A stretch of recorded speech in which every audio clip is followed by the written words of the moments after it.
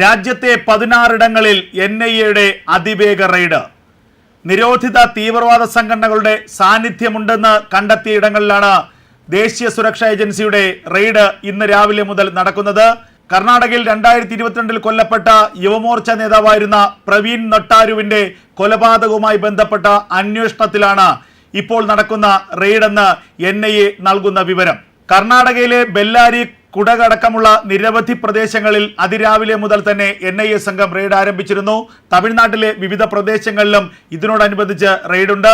കേരളത്തിൽ കൊച്ചി കേന്ദ്രീകരിച്ചാണ് ഇന്ന് NIA സംഘം റെയ്ഡിനെത്തിയതെന്നുള്ള വിവരങ്ങളാണ് പുറത്തു വരുന്നത്.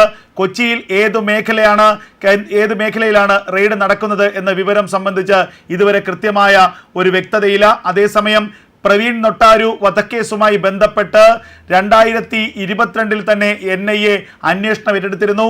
അതിലെ പ്രതികളിൽ 19 പേരെ NIA പിടികൂടുകയും ചെയ്തിരിക്കുന്നു. ഇനിയും കേസിൽ 7ലധികം പ്രതികളെ പിടികൂടാനുണ്ട് എന്ന വിവരമാണ് പുറത്തു വരുന്നത്. ഈ കേസുമായി ബന്ധപ്പെട്ട് അതിനിർണായകമായ അന്വേഷണമാണ് NIA നടത്തിയത്. മുസ്തഫ പായിച്ചാർ എന്ന പേരുള്ള കർണാടക സ്വദേശിയായ ബെല്ലാരി സ്വദേശിയായ വ്യക്തിയാണ് ഈ കേസിലെ പ്രധാന പ്രതി. ഇയാൾ പല ഘട്ടങ്ങളിലായി പോപ്പുലർ ഫ്രണ്ടിന്റെ പല പദവികൾ വഹിച്ചിരുന്ന ആളാണെന്ന് NIA കണ്ടെത്തിയിരുന്നു.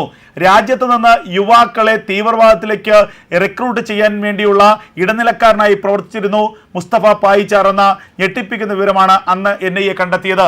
അതുമാത്രവുമല്ല, കർണാടകയിലെ ബെല്ലാരി, കുടക് തുടങ്ങിയ മേഖലകൾ കേന്ദ്രീകരിച്ചുകൊണ്ട് യുവാക്കൾക്ക് ആയുധ പരിശീലനം നൽകുകയും യുവാക്കളെ തീവ്രവാദത്തിലേക്ക് റിക്രൂട്ട് ചെയ്യുകയും ചെയ്തതിന്റെ ഇടനിലക്കാരനായിരുന്നു ഈ മുസ്തഫ പായിച്ചാർ. മുസ്തഫ പായിച്ചാറാണ് പ്രധാനമായും പ്രവീൺ നൊട്ടാരു കേസിലെ പ്രധാന പ്രതി.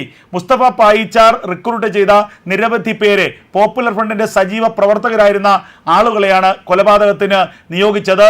2022 പ്രവീൺ നൊട്ടാരുവിന്റെ കൊലപാതകം ഉണ്ടാകുന്നത്. കർണാടകയിലെ ഹൈന്ദവരെ ഒന്നടങ്കം ആശ്ചര്യപ്പെടുത്തിയ നടുക്കിയ ഒരു കൊലപാതകമായിരുന്നു പട്ടാപ്പകൽ നടന്നത്. പ്രവീൺ നൊട്ടാരു കൊലപാതകത്തിന് പിന്നാലെ തന്നെ കർണാടക സർക്കാരിന്റെ അന്വേഷണത്തിനൊപ്പം ദേശീയ സുരക്ഷാ ഏജൻസിയും അന്വേഷണം നടത്തിയിരുന്നു. പിന്നാലെ ദേശീയ സുരക്ഷാ ഏജൻസി അന്വേഷണം ഒറ്റയ്ക്ക് ഏറ്റെടുക്കുകയായിരുന്നു.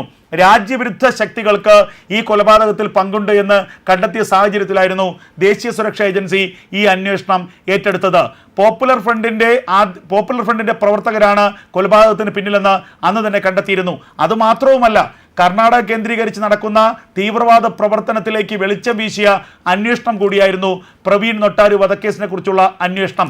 അതിനുശേഷമാണ് കർണാടക തീവ്രവാദത്തിന്റെ ഹബ്ബാണെന്നും കർണാടകയിലെ ബെല്ലാരി, കുടക് കേന്ദ്രീകരിച്ച് നടന്ന തീവ്രവാദ പ്രവർത്തനങ്ങളെക്കുറിച്ച്, തീവ്രവാദ റിക്രൂട്ട്മെന്റിനെ കുറിച്ച്, അൽഖ്വയ്ദയിലേക്കും ISISിലേക്കും അടക്കം കർണാടകയിൽ നിന്ന് നടത്തിയ തീവ്രവാദ റിക്രൂട്ട്മെന്റിനെ കുറിച്ചൊക്കെ കൃത്യമായ വിവരം ദേശീയ അന്വേഷണ ഏജൻസിക്ക് ലഭിക്കുന്നത്. അതുകൊണ്ട് തന്നെ പ്രവീൺ നൊട്ടാരു വധക്കേസ് ഏറ്റവും നിർണായകമായ ഒരു കേസാണ്.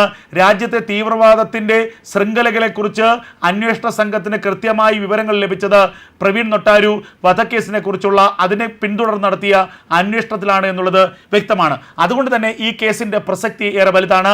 അതുതന്നെയാണ് ഇപ്പോൾ നടക്കുന്ന NIA റെയ്ഡിന്റെ പ്രസക്തി വർദ്ധിപ്പിക്കുന്നത്.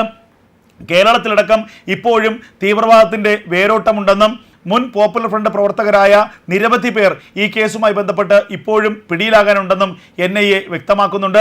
അവരെ കേന്ദ്രീകരിച്ചുള്ള അന്വേഷണമാണോ ഇന്ന് നടത്തിയത്, അതോ മറ്റേതെങ്കിലും തരത്തിലുള്ള തീവ്രവാദ ബന്ധത്തിന്റെ പേരിൽ 16 ഇടങ്ങളിൽ ഒരേ സമയം NIA സംഘം അന്വേഷണം നടത്തുകയും റെയ്ഡ് നടത്തുകയും ചെയ്യുകയായിരുന്നോ എന്ന കാര്യമാണ് ഇനി അറിയേണ്ടത്.